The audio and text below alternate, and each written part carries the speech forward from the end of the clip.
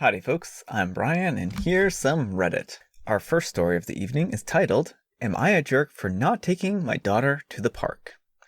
Yesterday, my wife was on a deadline to turn something in for work, so I decided to take the kids, 8 female, 6 female, and 4 female, out to the park. When we get there, the kids run off, but then a moment later, the 8-year-old comes back and tells me that her friend isn't there. We call her friend's number, and the mom tells us that the friend is grounded because she hadn't been doing some of her assignments or something. So I tell my daughter, well, sweetie, you're just gonna have to make some new friends. She's sad because her friend can't come out, but she says, okay, and walks off. Now the park is kind of split into 3 sections. I'm mostly watching the 4-year-old so she doesn't put stuff in her mouth, and the 6-year-old so she doesn't hog the slides, but when I glance over at the 8-year-old, she just is standing there by the gate watching the other kids play. So I go over and ask her what's wrong and why she isn't making any friends. She says she doesn't know how to. So I tell her, just walk over, say hi, and tell them your name, and ask if you can play tag with them. She walks over and does it, but she's speaking so quietly that they just basically ignore her. This is frustrating to me because I don't know where she is getting this awkward shyness from. I'm not like that. Her 2 younger sisters aren't like that, and even though my wife is mostly introverted, she isn't shy and she'll speak up when she has to. I told her that if I come back and she wasn't making friends or playing with the other kids, then we were leaving. I leave, come back, and she's just sitting down at the gate crying with her knees up and her face covered. So I took everybody home. Today, I took the kids out to the park again, but I left the 8-year-old at home because her friend was still grounded and I didn't see a point in taking her if she wasn't going to make any friends and just sit there and cry. Plus, the 6-year-old asked if we could leave her at home, and I agreed because it wasn't fair that they had to leave the park early because of their sister. Really. Oh. Anyway, the whole point of me taking the kids to the park was because I really don't get to spend much time with them, and I thought this would be a good way to both bond with them and while helping my wife out. But she's 8, so I figured she wouldn't distract her mother too much. To make a long story short, I'm at the park. My wife calls me screaming to get my butt back home. Then she starts yelling at me. She is furious. I've never heard her this mad before. She says our daughter was sobbing on and off for almost an hour before she fell asleep. I try to explain, and she doesn't want to hear it. She calls me a jerk and tells me to apologize. I left and I came back, and my wife is not talking to me. The 6-year-old and the 4-year-old are fine. I still haven't spoken to the 8-year-old yet.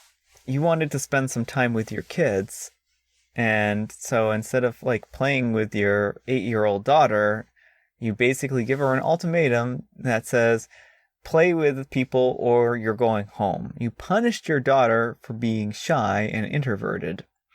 And if you don't think that this is going to have a lasting effect on her, then I don't even know.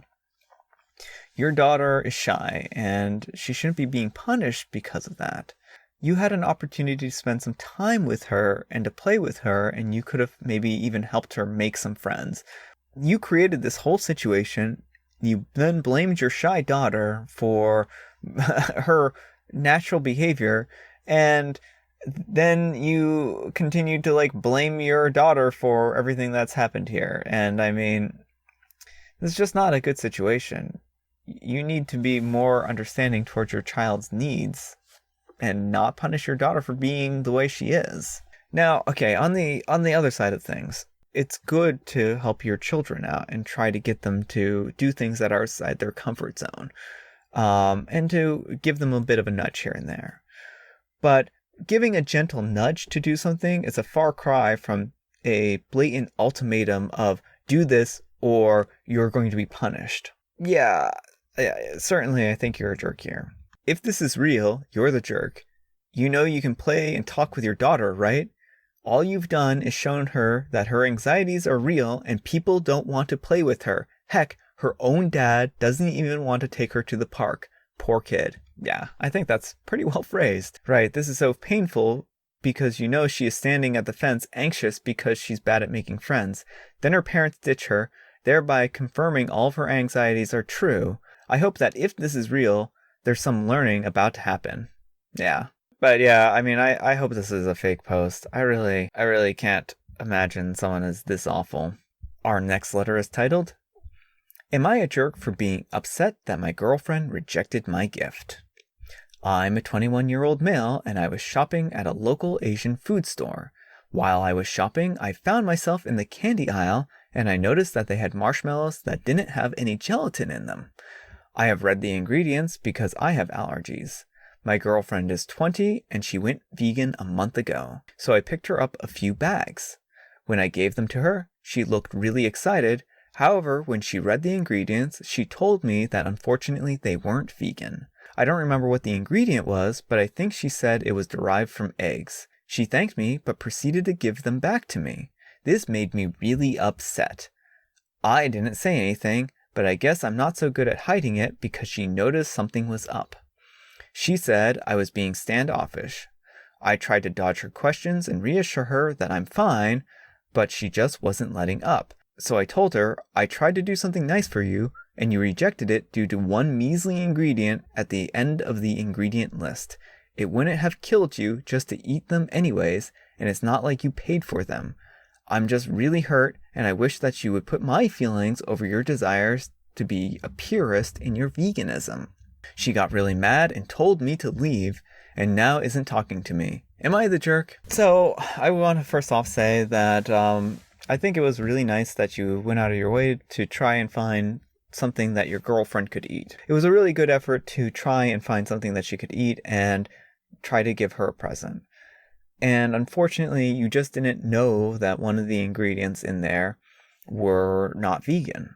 Where things took kind of a turn here is when you started getting upset that she wouldn't eat the marshmallows because of one ingredient. She's made a decision to be a vegan. You shouldn't be trying to force your girlfriend into eating certain foods if she is morally objecting to them.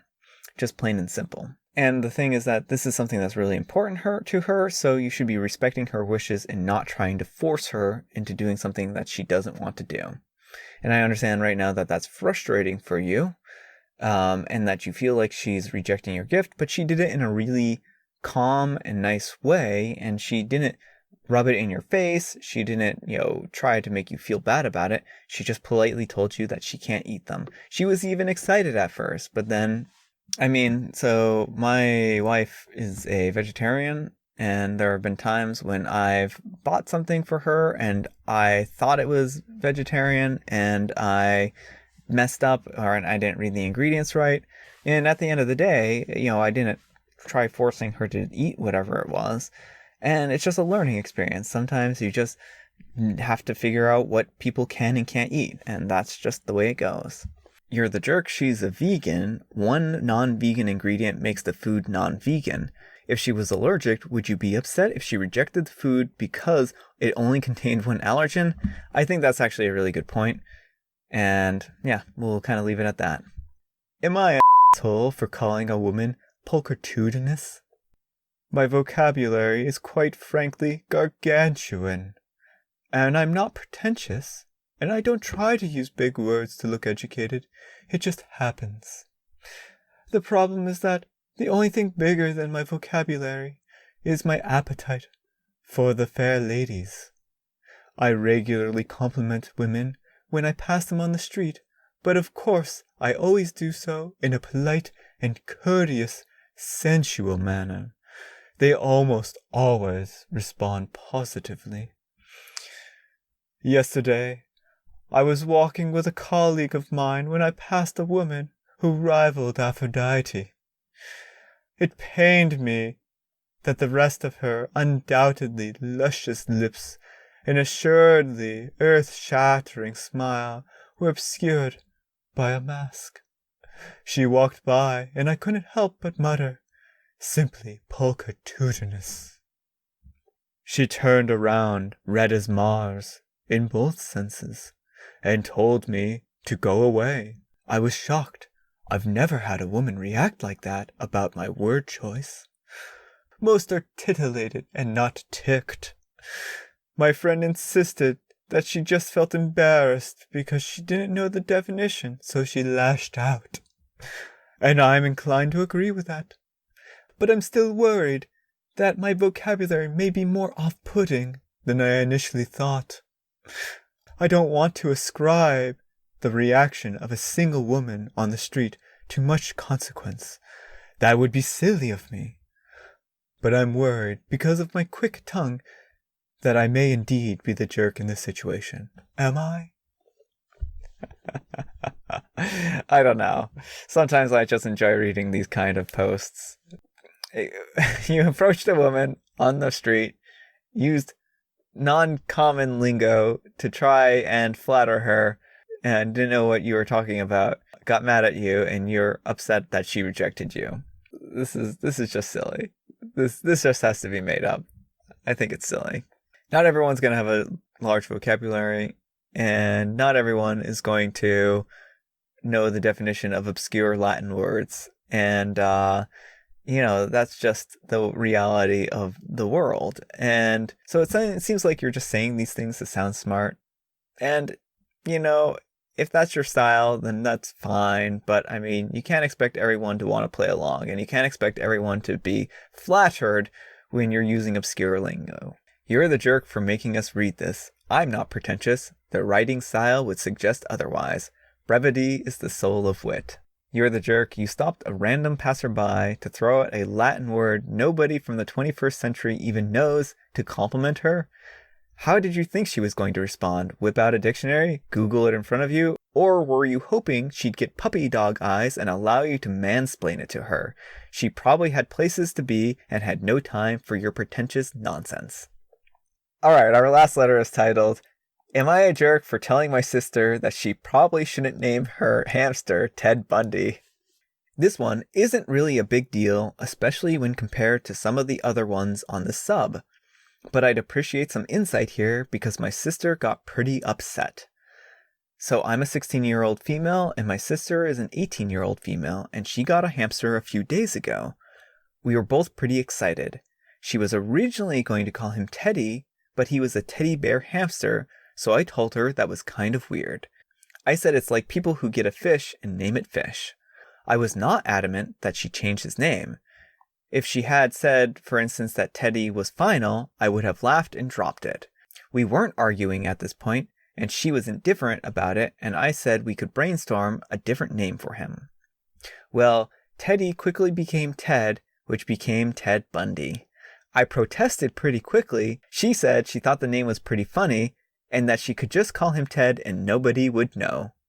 Also, she brought up that her screen name in Among Us is Ted Bundy, and I didn't protest then, so she thinks it's fine now. But it still doesn't sit right with me to name a pet after a serial killer. A screen name in a murder mystery game is an entirely different thing. Anyway, my sister got upset, saying that I'd already vetoed her first name for him, Teddy, and that I need to stop trying to name her hamster for her. I said that she should just go back to Teddy then, because the name Ted Bundy feels like it's crossing a line. But she was still upset that I was butting in on the naming process and thinks that I was overstepping. And I suppose that she has some points, and I can see where I might be the jerk here. She could just call him Ted and nobody would know, and especially if she was naming him Teddy at first, it's not that big of a jump. And it's her hamster, so ultimately she gets to choose the name.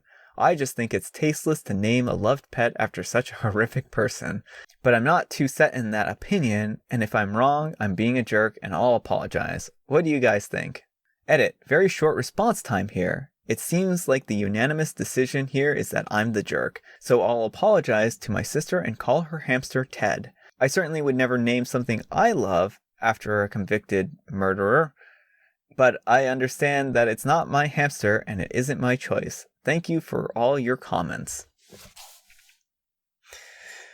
So, yeah, this is a little inappropriate and funny all at the same time. And sometimes inappropriate is funny. And I don't know, I just got a laugh out of this. I think it's funny that the hamster is named Ted Bundy.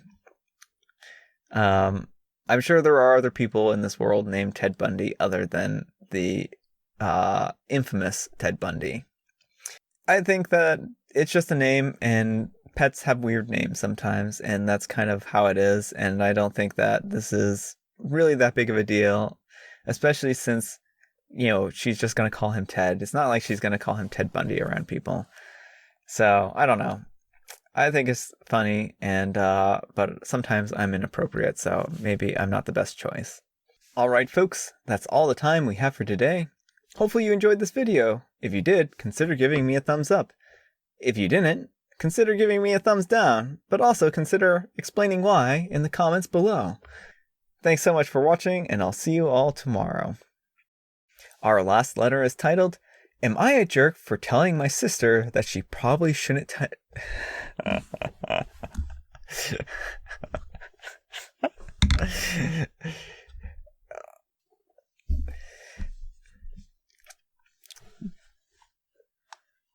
I just have to get the giggles out, folks.